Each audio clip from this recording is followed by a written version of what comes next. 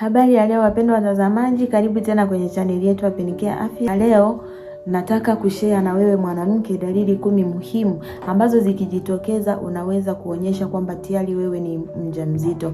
Na kama wewe ni miongoni mwa hao watu, usisahau ku-like, subscribe, lakini pia kushare chaneli hii kwa ajili ya wanawake wengine wapate kupata afya zaidi ya elimu ya mfumo wa uzazi.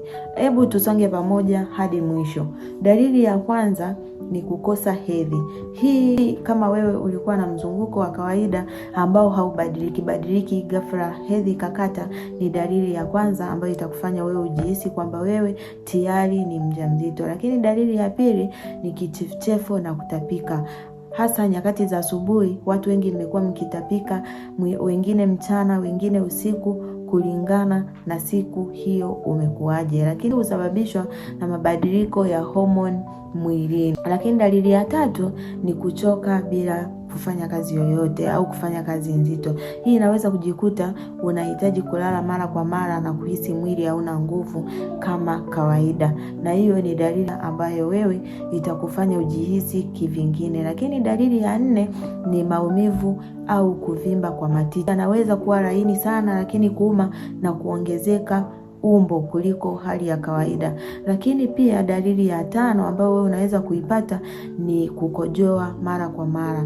Ukishakuwa na dalili ya ujauzito, utakuwa unajikuta unaingia chooni kila mara.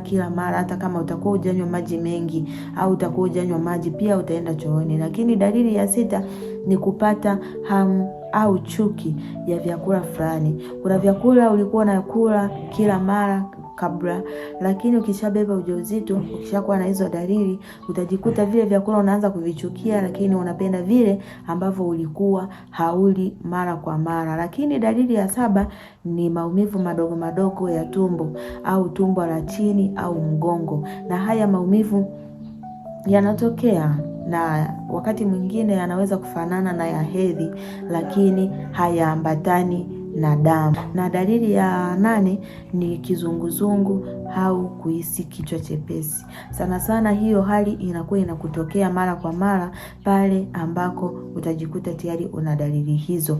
Na hii hutokea kutokana na mabadiliko ya presha ya damu na homoni pia. Lakini dalili ya 9 ambayo wewe utakutana nayo ni kuongezeka kwa joto la mwili. Kwa hiyo utakuwa unajikuta wakati mwingi unakuwa na joto jingi kuliko kawaida bila kuwa na homa. Lakini dalili ya 10 ni mabadiliko ya hisia. Unaweza kujikuta wakati mwingine unaamka una furaha sana, wakati mwingine una huzuni, lakini hapo muda mfupi unabadilika unakuwa na hasira. Na hizi ni sababu ambazo utazipata bila kuwepo na kikwazo chochote. Lakini kama dalili hizi kadhaa kati ya hizi unazo, ni vyema ukapima ujauzito au ukaonana na mtaalamu wa afya akakusaidia kujua tatizo lako ni nini au uko kwenye hali gani. Na kila mwanamke hupata dalili kwa namna tofauti. Sio kwamba zote ni hivyo ziorodhesha zote utazipata, hapana. Kila mmoja ana namna yake ya kupata hizo dalili zake. Kama video hii imekusaidia, like, share, subscribe, lakini pia usisahau kuwapatia wengine elimu hii ili iweze kuwasaidia kwa ajili ya afya ya uzazi kwa mwanamke.